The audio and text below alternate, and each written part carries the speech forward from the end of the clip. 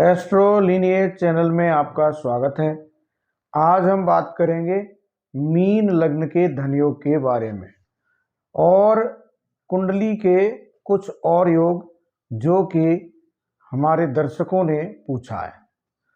तो आज हम सबसे पहले जो लोगों ने पूछा है उसके बारे में ही जवाब देते हैं कि मीन लग्न में यदि गुरु मकर राशि में हो और शनि मीन राशि में हो तो कैसा फल होगा। तो जैसा कि आप जानते हैं कि मकर राशि में जब गुरु जाएंगे, यहां पर जब गुरु जाएंगे और शनि यहां आएंगे तो ऐसी स्थिति में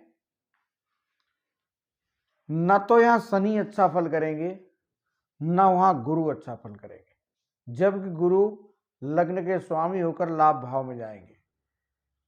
तो अगर ऐसी स्थिति है तो राजयोग तो बनता है, लेकिन ऐसे व्यक्ति को अपने स्थान को छोड़कर बाहर जाना होगा, तभी यह योग काम करेगा, अन्यथा घर पर इतना अच्छा यह योग काम नहीं करता है।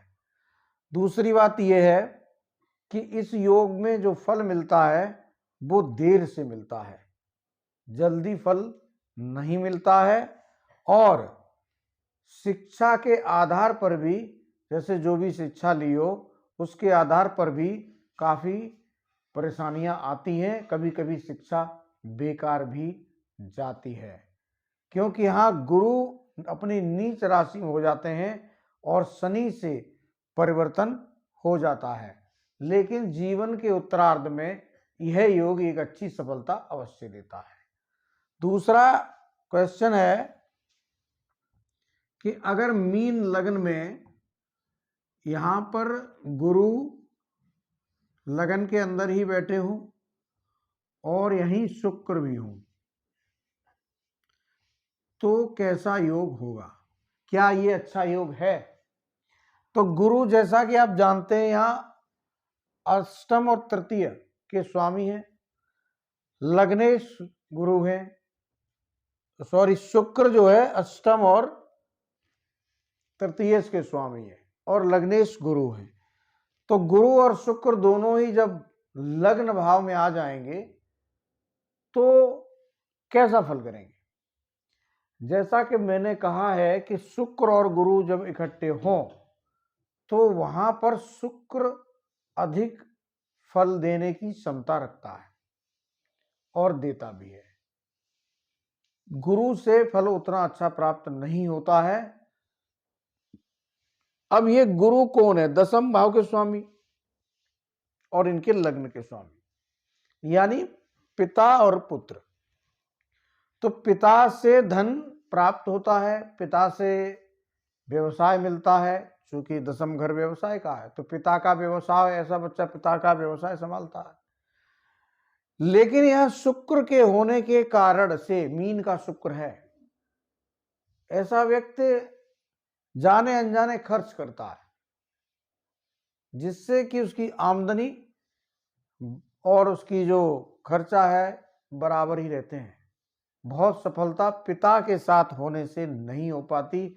शुक्र, अगर ऐसा जातक पिता के साथ काम करेगा तो शुक्र बहुत अच्छा फल नहीं देता। अब यही, चूंकि शुक्र कौन, पत्नी के पंचम और पत्नी के धनभाव, तो यहां पर शुक्र पत्नी का धन है और पत्नी का पंचम है, बुद्धि है। तो यानी कि ऐसे जातक की जो पत्नी होती है और जो उसकी ससुराल होती है, अगर ऐसा जातक अपने पत्नी और ससुराल की सुनता है तो वहां से ऐसे जातक को बहुत अच्छा धन प्राप्त होता है। क्यों? क्योंकि शुक्र जो है वो धन का कारक है, गुरु धन के कारक नहीं है। गुरु अच्छे होते हैं तो शुक्र चूंकि मीन राशि में अच्छा माना जाता है तो इसलिए धन देते अवश्य हैं, लेकिन जो ज्यादा धन देते हैं वो शुक्र ही देते हैं। तो शुक्र यहाँ उच्च है तो ये पत्नी जो इनकी बनेगी वो धन लाएगी, वो हो सकता है कोई अच्छी व्यवसाय में हो, अच्छी नौकरी हो, या ससुराल से भी धन प्राप्त होने के पूरे पूरे चांस रहते हैं। तो ये थी राहु, गुरु और शुक्र की युति।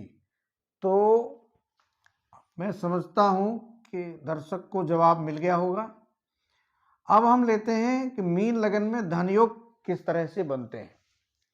एक जबरदस्त योग है, यदि यहां राहु बैठे हैं और यहीं शुक्र हैं और यहीं शनि भी हैं और यहां बुध भी बैठे हैं, ये 4 ग्रह अगर यहां पर बैठे हैं तो ऐसा जातक बहुत बड़ा बिजनेसमैन होता है, बहुत धन अर्जित करता है, अरबपति कह सकते हैं। अब इसमें मंगल धनेश है, मंगल लगन द्वितीय भाव में होंगे, लगन में आएंगे, 9वें घर में जाएंगे, लेकिन पंचम घर में जाएंगे तो उतना अच्छा फल नहीं देंगे, बाकी जगह वो अच्छा फल करेंगे। अब मान लीजिए मंगल है और ये यहां पर लाभ भाव में चले गए, तो मंगल यहां उच्च हो जाएंगे। अब धनेश लाभ में जाएगा, उच्च हो जाएगा। ऐसे व्यक्ति को जो है लक्ष्मी हमेशा सेवा करती रहती है, इतना ऐसा व्यक्ति धन कमाता है। अब मान लीजिए लग्नेश द्वितीय भाव में और जो है मंगल लगन में, अगर ये पोजीशन बन जाती है तो ऐसा बच्चा बचपन से ही धनी होता है। अब गुरु चाहे यहां बैठे हो चाहे यहां बैठे हो अच्छा फल देंगे। मान लीजिए गुरु आपके यहां हैं और मंगल भी यहीं आ जाए, गुरु मंगल की यहां युति हो जाए, बुध यहां आ जाए, बहुत अच्छा फल करेंगे।